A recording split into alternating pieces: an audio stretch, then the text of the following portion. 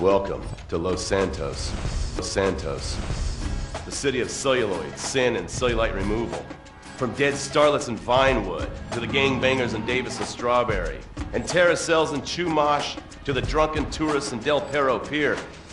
It's time to take a look inside this cesspit of destroyed dreams, drug-addled degenerates, and deluded desperados that make up this great city of lights.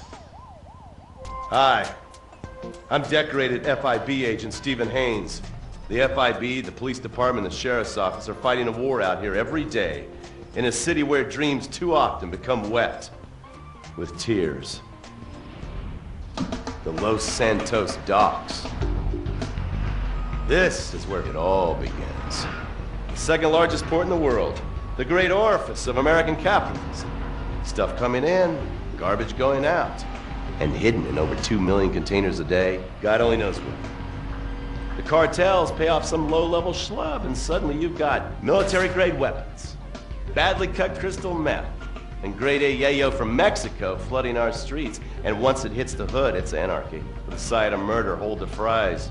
Or maybe the Chinese are slipping some of our high-security weapons systems in with the recycling, and we're giving up our national security for nothing? Who knows? Who cares? As long as the financial party continues, we'll just keep picking up the pieces. A word to the wise, kids. Never use PCP.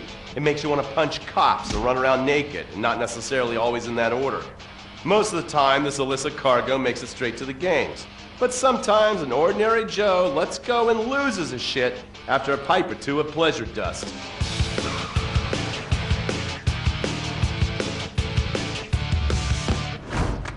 The Vagos. Bloodthirsty Chicanos with a predilection for pain, papaya juice, and spicy plantains. They're one of the largest Mexican street gangs in the city, with rumored connections to several major mafias. While half the battle out here is fought with guns, the other half is with informants. Sometimes you need to become the bad guys to bust the bad guys. All right, guys, let's go. When the ballas and the families aren't shooting each other, they're selling the dope that the junkies are shooting into their veins. The families love sports almost as much as they love banging. Flashy, arrogant, competitive, and aggressive, they are lifelong bitter enemies of the ballas. Wearing the colors of the feud or the corkers, the families call themselves Gang Green. Of course, like all families, they love a good squabble. Subdivided into sets, such as the Chamberlain Gangsters or the Carson Avenue set, it turns out the families love shooting each other almost as much as they love shooting ballas. Now, the LSPD have had many run-ins with various family sets over the years. With the ballas, the FIB take a more community outreach approach. Hey guys, stay out of trouble now. Suck my Steve Haynes. Now, the ballas fly the colors of the Los Santos Panic, or the Boers, purple, because they are the bruise on the face of this city. While some thugs obviously prefer 4 wheels, other desperados prefer 2. Leather, exhaust, and drugs. No, this isn't an exotic S&M party. These are one of the nation's toughest. Now, the LSPD have had many run-ins with various family sets over the years. With the ballas, the FIB take a more community outreach approach. Hey guys, stay out of trouble now. Suck my Steve Haynes. Now, the ballas fly the colors of the Los Santos Panic, or the Boers, purple, because they are the bruise on the face of this city. While some thugs obviously prefer 4 wheels, other desperados prefer 2. Leather, exhaust, and drugs.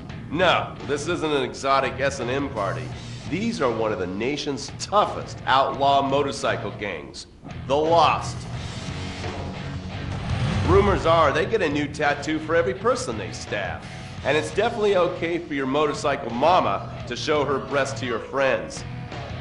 The FIB has been tracking the Lost for years. We've jumped from coast to coast and have spent more time in the Midwest than a tornado spotter. When they're not running meth, they're smoking it. Or so I hear, a dangerous new drug on the streets called toilet cleaner. And believe me, your toilet will be cleaned after you've smoked some of it. Of course, Vinewood being Vinewood, it's not all about leathery dudes trying to show off on their motorbikes or roided up gangbangers stuck in some 90s time warp. This is the town that made mass murder into nostalgia. Of course, to become truly popular, your murder has to be both unsolved and gruesome. In a town full of alien spotters, adults dressed as zombies, and entertainers dressed as cartoon characters, it takes something particularly awful to really catch people's attention. The famous, unsolved murder of a Vinewood starlet is one such case. For years, horny nerds have wondered what happened to Leonora Johnson, and if they would have plucked up the courage to speak to her or kill her themselves. It's inspired filmmakers, writers, and copycat killers. Conspiracy theorists have blamed various celebrities, the mayor, the Soviets, short skirts, women's liberation, and hidden aliens embedded amongst us for the murder.